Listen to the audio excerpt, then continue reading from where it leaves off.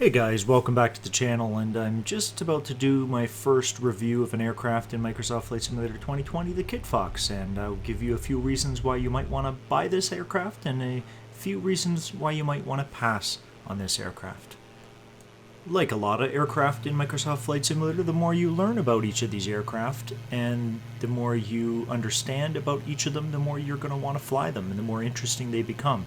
As this stands as itself, if you don't know anything about it, rather than go through a bunch of this in the video here, I'm going to leave some links below, specifically to Kitfox and Trent Palmer, and this might spark your interest enough to want to purchase and fly this aircraft in sim.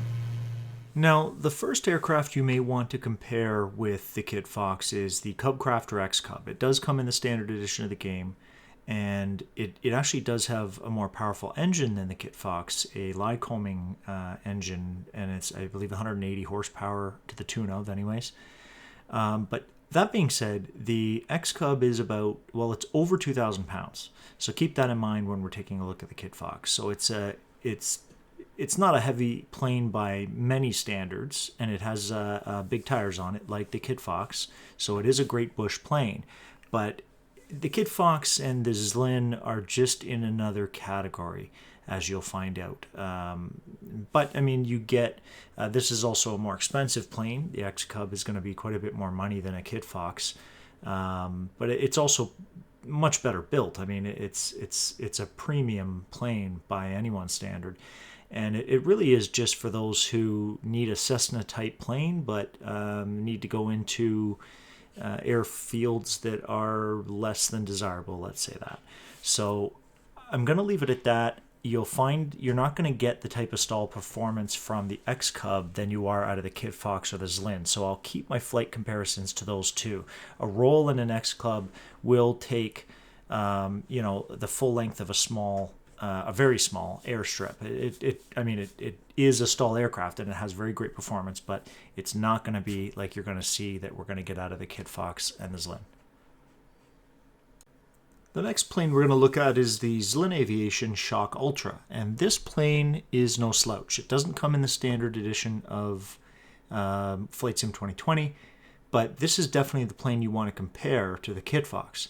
It has and it has an empty weight of, I think it's 650 pounds, something 300 kilograms ish, and it has a similar Rotax engine, same company, just different. It has a 912, I think it is. I'm sorry, I might be off on that, but I think the 912, which is what Trent Palmer had in his original Kitfox, and I think that's about 100 horsepower. So the Kitfox has a 40 horsepower advantage, and the Kitfox is also like 450 pounds empty. So the Kitfox has an incredible power to weight ratio advantage over the Zlin and should outperform it in most key areas. That being said, the Zlin is I would say, I want to be careful saying better built, but it definitely is better engineered and better built than the Kitfox in my opinion. But that sort of leads you to believe that the Kitfox is badly engineered or built, and I'm not saying that by any means. It's just, it is a much more expensive plane. The Zlin is probably 3 times the price of a Kitfox. Now, I don't know how close I am to that figure, but I'm guessing in that range. In real life, the value of a Kitfox far outweighs probably any advantages you're going to get in a Zlin and outperforms it. Now, that being said, in real life performance, from what I understand, and you can see this on Trent Palmer's YouTube page, the difference between the 915 and the 912 Rotax is mostly seen at high altitudes with that turbocharger. Even though it does have a 40 horsepower advantage, at mean sea level, you're not going to see giant differences between the 912 and the 915 in the same aircraft, that being said. Now, the Zlin is a heavier aircraft, so we'll see. So, my first takeoff here in the Zlin impressed me quite a bit, actually. I mean, I can't even imagine another aircraft that is going to outperform this thing. And I thought, geez, the Kitfox, if it shows a wild performance difference between this with the 915 Rotax, is basically just going to take off straight up.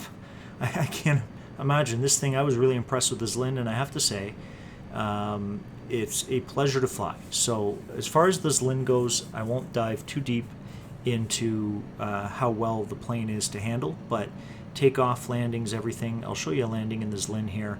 It's incredibly easy to handle. It's incredibly easy to two-wheel down the runway and slow down and get off out of the sky and descend to your destination. I found it a joy to fly this little aircraft, so I'll probably definitely be doing some bush flying in this Zlin in the future. And that brings us to our Kitfox. So here's the Kitfox. As I understood, this was the Kitfox as Kitfox Manufacturing was testing it with the Rotax, but I guess now Trent Palmer has one in his plane, and you can get his livery down below, which is nice. But what I'm going to do here is there'll be a number of parts of this video where after I'm done sort of explaining that area, I'm just going to let it roll so that you have plenty of footage of the Kitfox if you want to see it at different angles and close-ups of different things.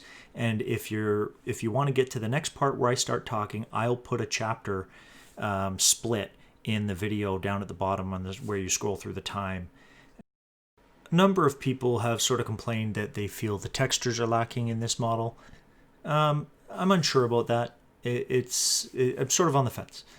The textures in the real plane, they're not that great either. I mean, there's not a lot to this plane. It's a kit plane. It's essentially a roll cage and an engine and some carpet and carbon fiber, and there really isn't much to be said for if you look at this compared to the videos that I've linked below of the actual Kitfox, they're not a whole lot different. So I'll leave that for you to decide, and leave this with you to see the rest of the footage of the external on the Kitfox, and next we'll take a look at the interior.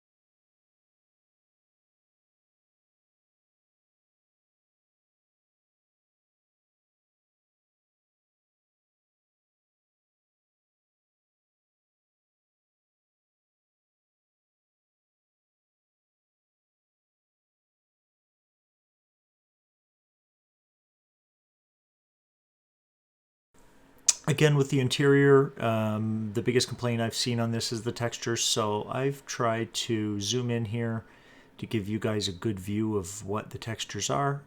Some of them could definitely be better, there's no doubt, but there's the sort of the vinyl plastic on the top and the carbon fiber. I've compared the carbon fiber here to some of the other planes that came with Microsoft Flight Sim, and this is actually the nicest I've seen. The XCub has carbon. This looks nicer to me.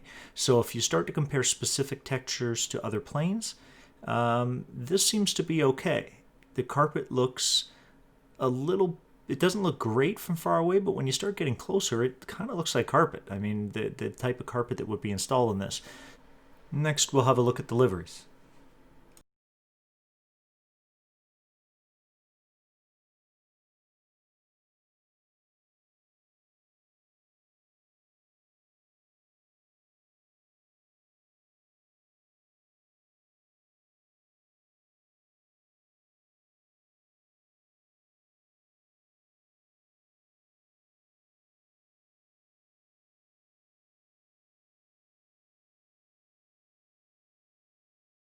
And here we have two liveries, the standard one from Kitfox Manufacturing that you may have seen him testing, and of course the Trent Palmer livery.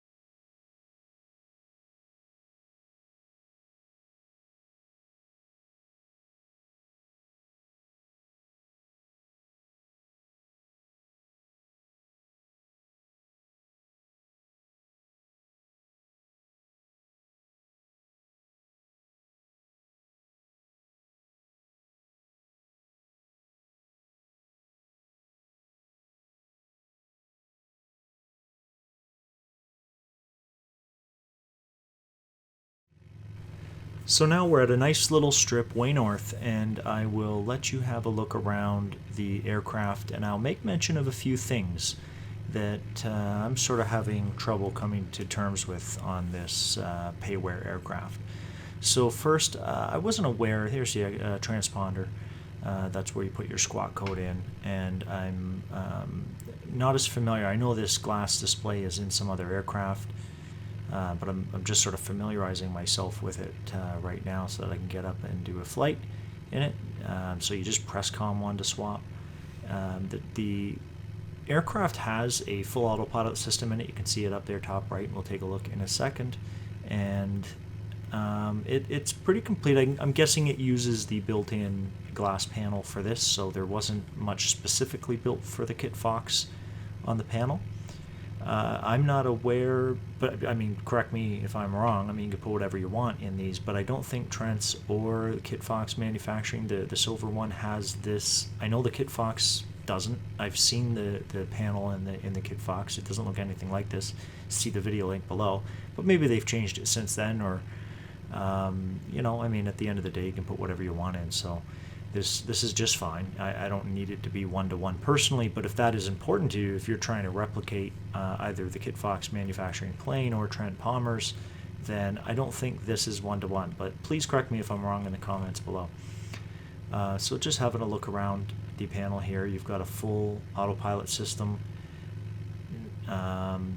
Great for bush flying. I'm not sure if that's implemented. Very simple avionics, power switches, and lighting there. So this is one of my biggest sort of beefs with this model. Clearly in a STOL aircraft, flaps are going to be of the utmost importance. And I have a switch on my panel here to increase and decrease flaps, and I was pressing it and I didn't see any change in the flaps, so I actually assumed that maybe I had the wrong bindings. But no, I had the right bindings. There's the flap lever there. And to make matters worse, I had a hard time enabling and disabling it with a click of the mouse button. But rest assured, it does have the same bindings as other aircraft, but what they haven't done, the flaps are not modeled on the aircraft. Now they are in the flight model. I can feel a difference while flying. The flaps are definitely doing something, although albeit not much.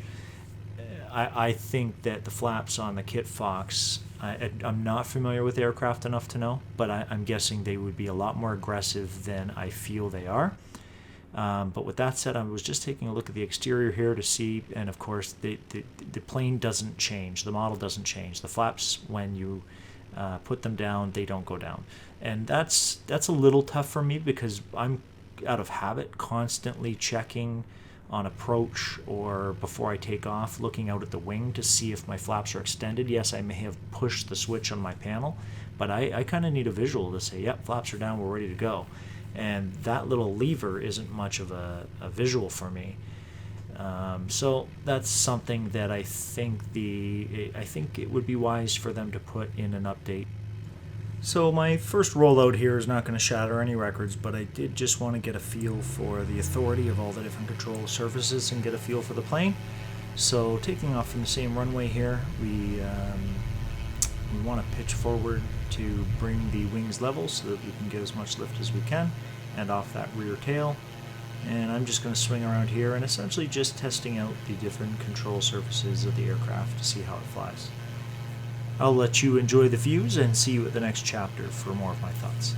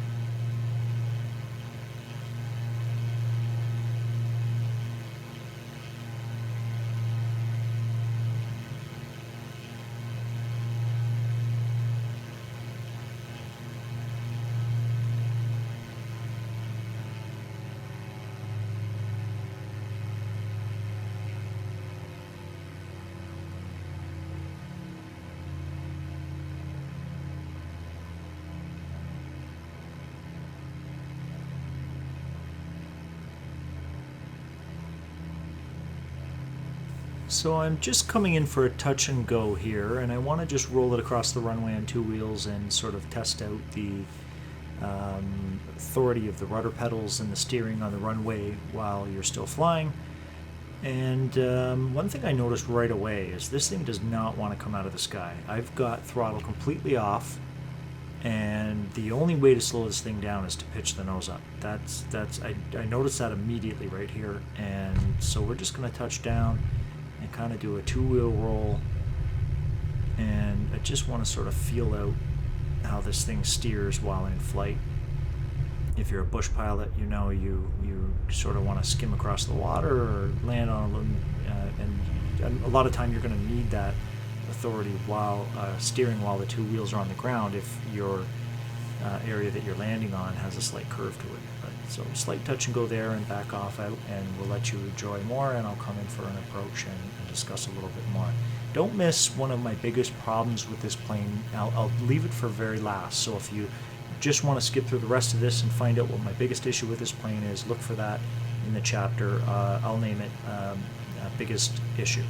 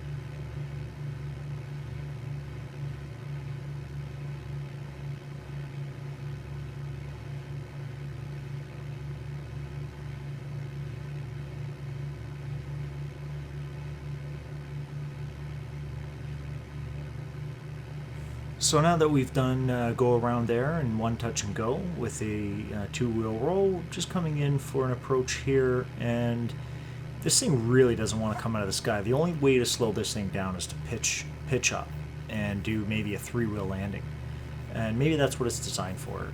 But a 2-wheel landing in this is not the easiest thing in the world. The Zlin is much easier to fly, in my opinion.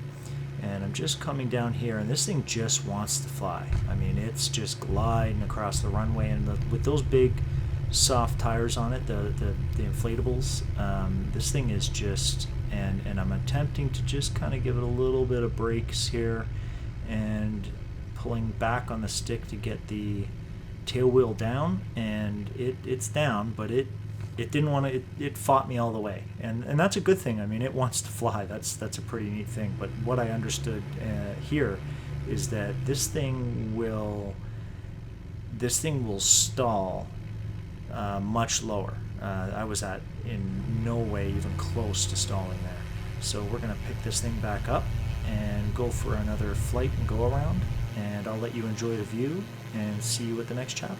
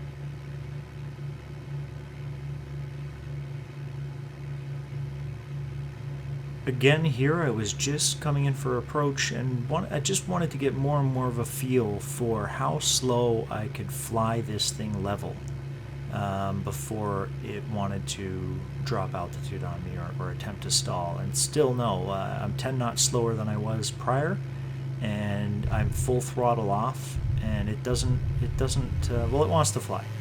You know, touch of throttle back, and I'm in the air again.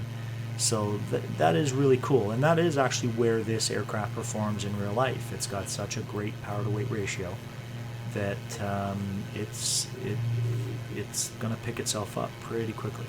So another area where I'm going to take a look at right now is, and an area where this aircraft outperforms almost everything, or I assume everything in its class, is its climb rate. I was getting, I think, if I remember correctly, somewhere around 2,000 feet per minute, which is more than double that I could really. I couldn't really. It was difficult for me to sustain. Let's put it that way, 1,000 feet per minute in the Zlin. Now I could, but I'd say it's safe to say this thing's climb rate is close to double that of the Zlin.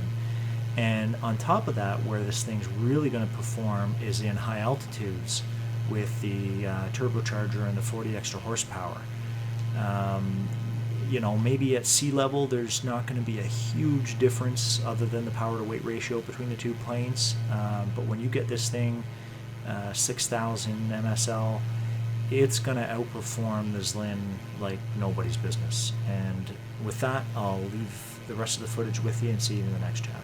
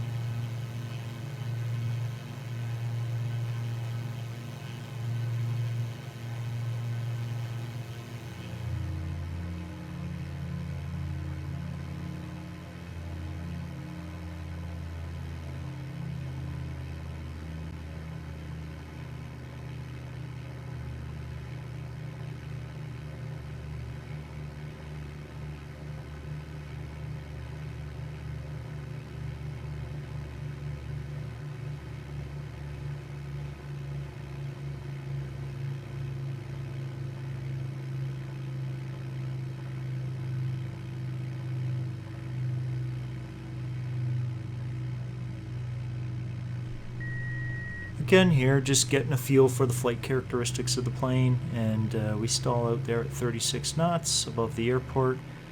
So I'm just going to recover from that stall and swoop down and touch down again. In fact, I'm just trying to feel the rudder authority on the ground on the runway here, and then I'm going immediately back onto the grass parallel to the runway and seeing what the difference is with this thing flying on rough terrain versus the runway. So I was just trying to get a feel for the two different terrains here, and I'll let you view the footage or skip to the next chapter and we'll see you there.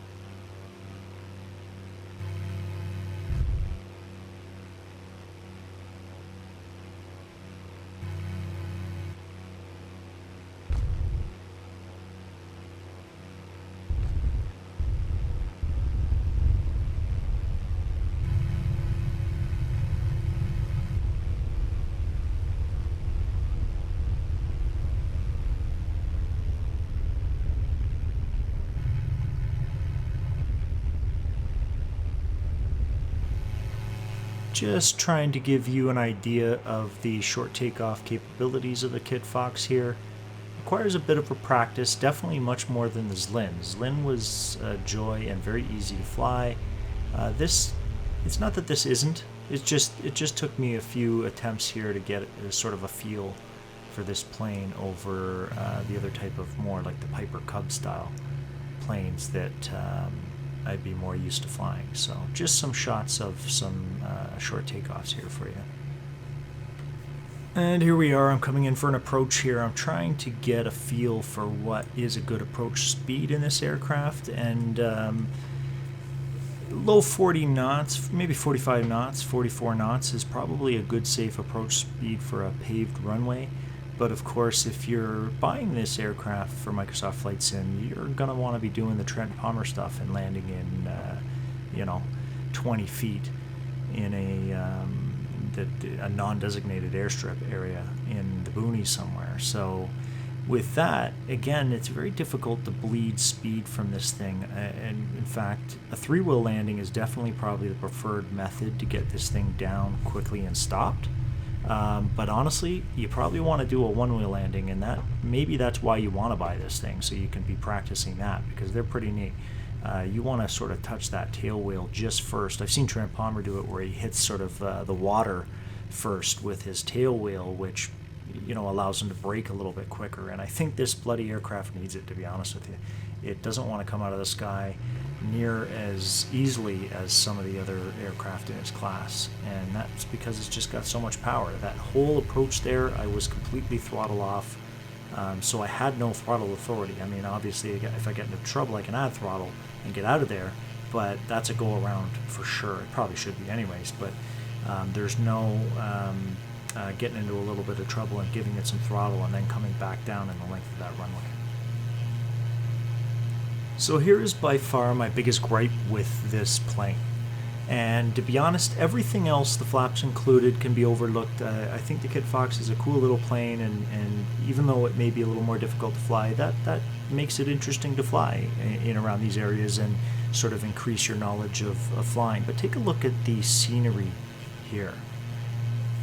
The scenery out the window here looks foggy. I noticed it right away when I loaded the model. In fact, I thought my settings had changed somehow, but look around and look at the scenery and how foggy it looks. And I'm going to switch over to the Zlin out the windshield, and you tell me if you see a difference. I hope YouTube in 4K or even 1080p can see this difference, but I'm going to switch over to the Zlin here, and you let me know what you see.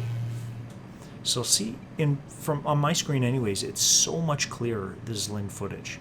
And I think it's something to do with the windscreen texture or the glass transparency texture on the Kitfox.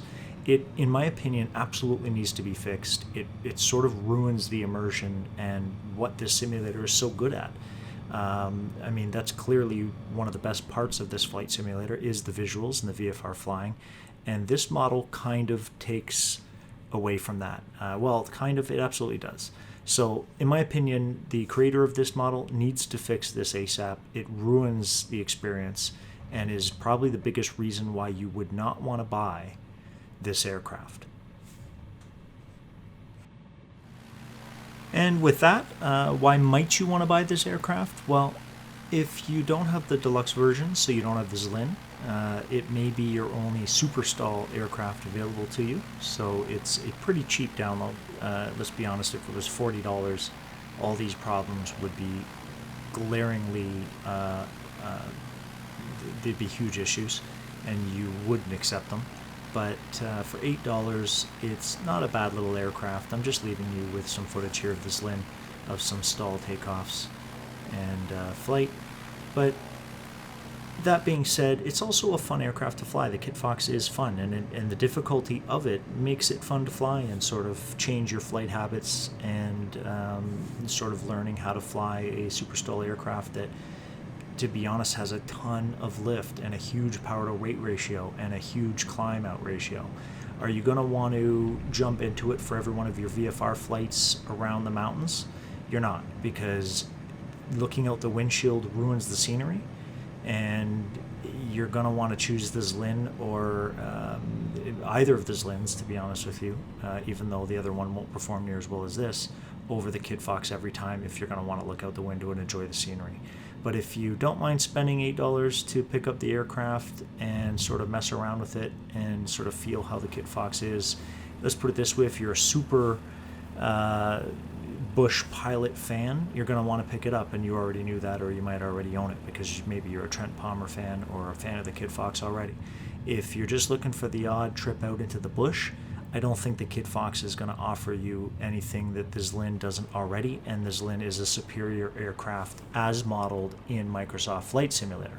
I don't want to get involved in the threads with its in real life that it's better this or that, but as it's modeled in Microsoft Flight Simulator, realistic or not, the Zlin is by far a superior product in my opinion.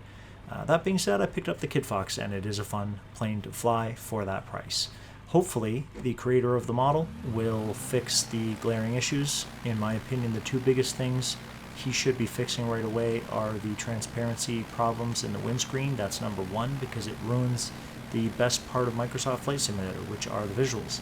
And number two, I'd like to see things like the flaps modeled in a way that I can see them when they're down or up, and ensure thirdly maybe that the flight model is accurate in the Kitfox. With that, guys, I hope you enjoyed. I know it's a long video, but I hope you've been able to skip through to the chapters as you see fit. I hope I've provided you with enough information about the plane. I didn't dive too much into the systems themselves. You can find that information in the other planes, to be honest, in Microsoft Flight Sim. But with that, that's my review of the Kitfox, and hope to see you in my other videos. Take care, guys. Ciao.